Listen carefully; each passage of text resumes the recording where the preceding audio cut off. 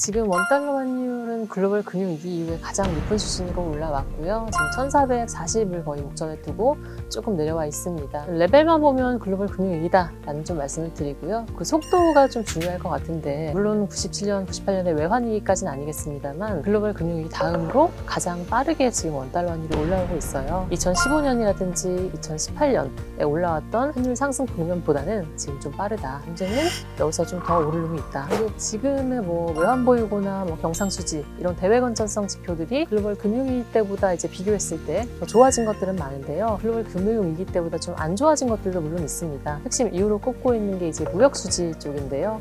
무역수지 악화 속도가 글로벌 금융위기 때보다 좀 빠르고요. 또 이제 전쟁 때문에 결국은 수입 금액이 좀 올라갔기 때문이다라고 보고 있습니다. 또 하나 이제 외채인데요. 단기 외채, 장기 외채 좀 나눠서 보면 지금 장기 외채 같은 경우는 글로벌 금융위기 때보다 더 많이 올라와 있는 상황이에요. 결국은 그 환율에도 밸류에이션을 좀 해볼 수가 있는데, 글로벌 금융위기 때를 포함해서 우리가 좀 밸류에이션을 해본다면 아직까지 조금 더 환율 상승 룸은 있다라고 저는 생각을 하고요. 추가 원화 약세 가능성도 열어두고 있습니다.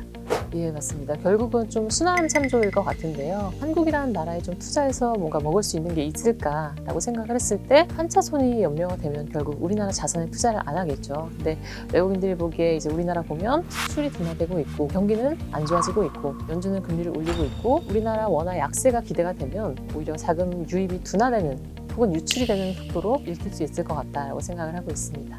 일단 변곡점을 말씀을 드리면 최소한 내년도 1분기까지는 원달러 환율이 좀 상승할 수 있다고 보고 있습니다. 사실 월간 궤적으로 좀 말씀을 드리면 겨울이 조금 더 위험할 것 같다라는 생각을 하는데요. 겨울 되면요, 에너지를 좀 더 사와야 됩니다. 10월, 11월, 12월로 갈수록 좀 더 사오는 계절성이 있고요. 더 사와야 되면 결국 수출 빼기 수입, 그 무역 수지가 더 적자가 늘어나는 거거든요. 전쟁이 일으킨 에너지 가격이 이제 핵심이다 보니까 쉽게 우리나라 무역 수지 쪽에서 개선을 좀 보기는 어렵지 않을까. 겨울철에 원화 약세가 좀 더 심화될 수 있다.